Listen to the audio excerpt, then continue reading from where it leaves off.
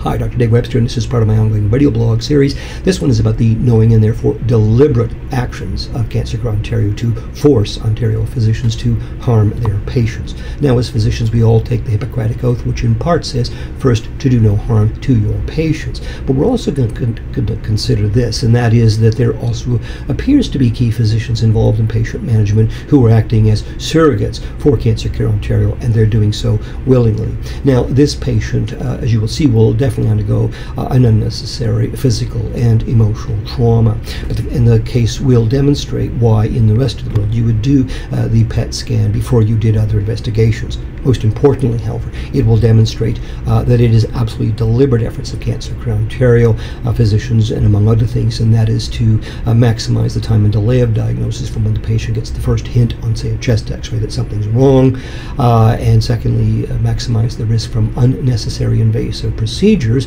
as you will see, and then maximize radiation exposure from things like CTs, which in this case are going to be almost useless, but above all, it will maximize the anxiety and stress for these patients.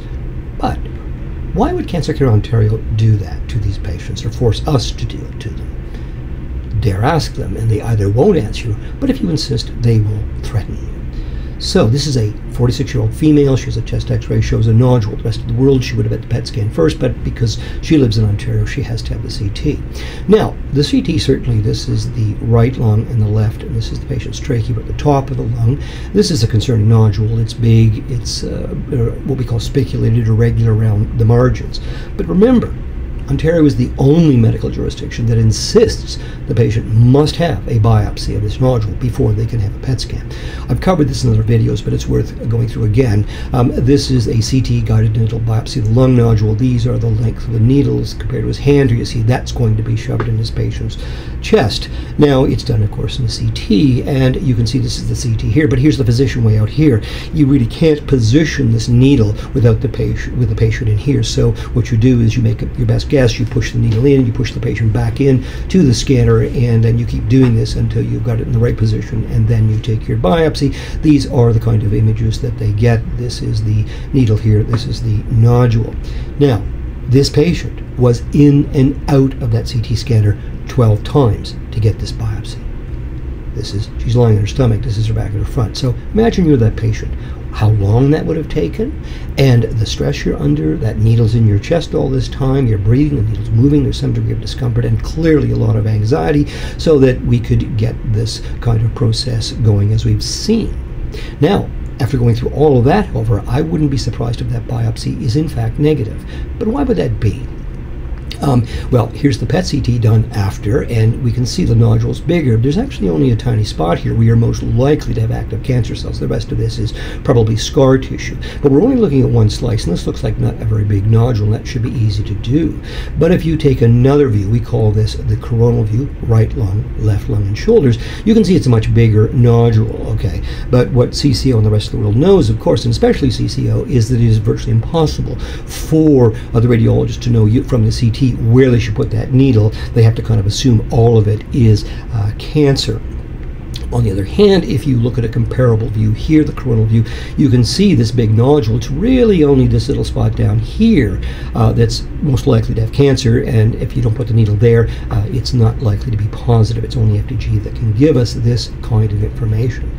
So, I mean, this alone makes it absolutely clear why you should have the PET before the further investigations. But, you know, from Cancer Care Ontario, there's an advantage. I mean, it will increase the chances of the patient having to undergo yet another trauma.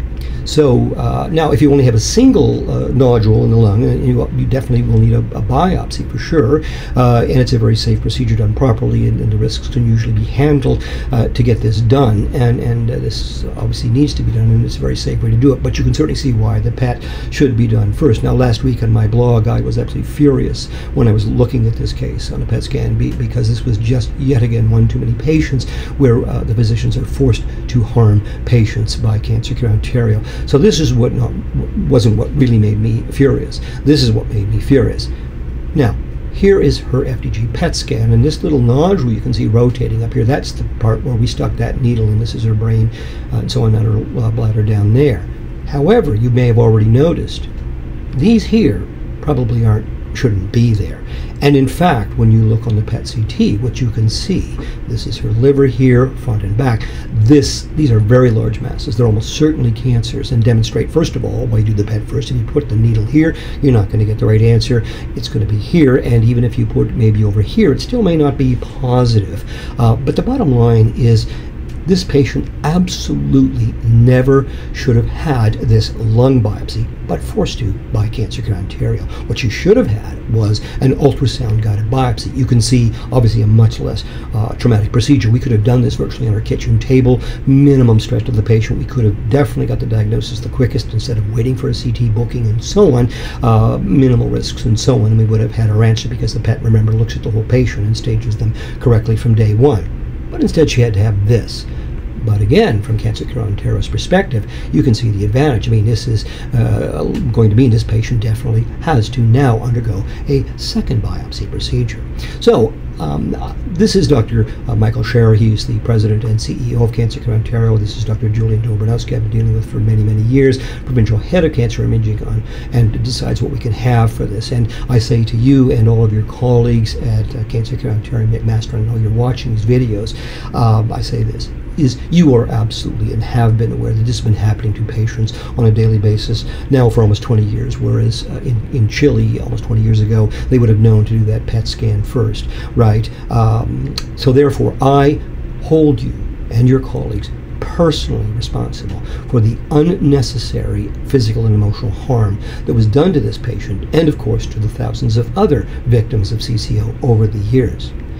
Now, for those watching the video, if you think I'm being unnecessarily harsh on Cancer Care Ontario, I want you to ask yourself this question.